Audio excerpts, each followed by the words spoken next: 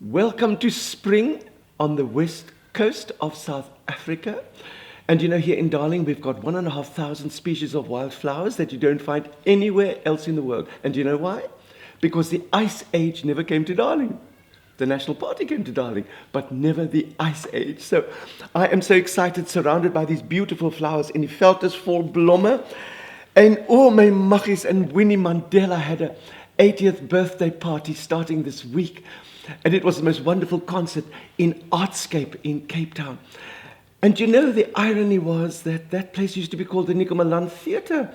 And of course, black people weren't allowed into the Nikomaland Theatre. Even Winnie Mandela couldn't get into Bommert in those days. And there we were paying tribute to this mother of the nation in sy lyk pragtig. O, daar's 'n pragtige prent van haar. Lovely picture on the front page of the Weekend Argus. And you can't believe that she's 80. Nee? They say, black doesn't crack. Stoat, stoat, stoat. And then, of course, the most interesting thing of the week for me was watching my favorite serial, my TV soapie. And that, of course, is not Downton Abbey. It is Parliament. Maggies hulle te kere gegaan.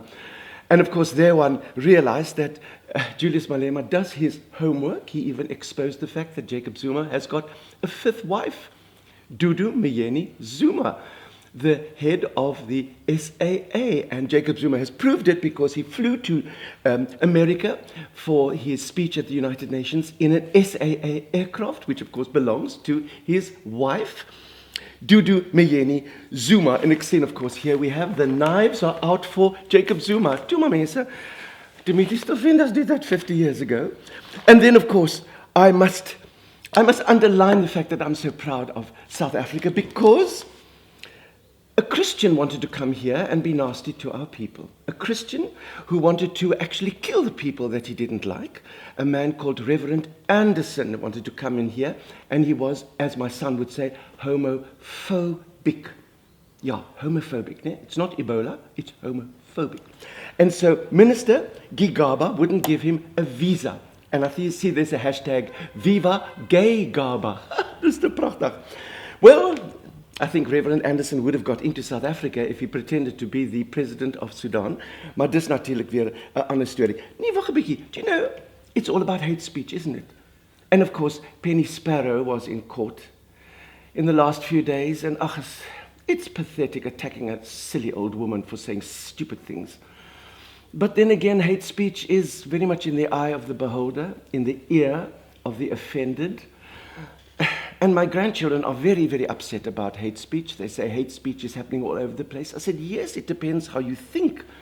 And the only way to fight hate speech is not through laws and through fines, but to realize that everything you say is going to be there against you or for you. But then my grandchildren said to me, Gogo, you mustn't talk. You tell those horrible jokes that are filled with hate speech. And ek sê, maar my magtig, I don't tell jokes. And they said, what about that one about the woman in the shop? Yeah. Listen, it's not a joke. It's just a way to show how we Afrikaners have adapted to the new South Africa. I can't even remember that joke. Yeah, there's a woman who goes into a shop. She wants to buy cafe sheeting. Wag 'n bietjie.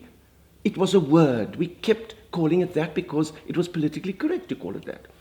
And she goes to the man and she says, I want 5 meters of cafe sheeting. And the man said, no, you can't say that. We're not allowed to say that word. It's the K word. We call it balloon sheeting. And the woman said, I'm sorry, I didn't know, and I will never call it that again. Yes, I want 5 meters of balloon sheeting, and then get one of the balloons to carry it to the car. No, yeah, I don't think it's funny. No. And frankly, if Penny Sparrow had just said, oh, the beaches in Durban are full of balloons, would there have been a fuss? Thuli versus Zuma. You see what I talk about, soap operas? It's even in the newspapers.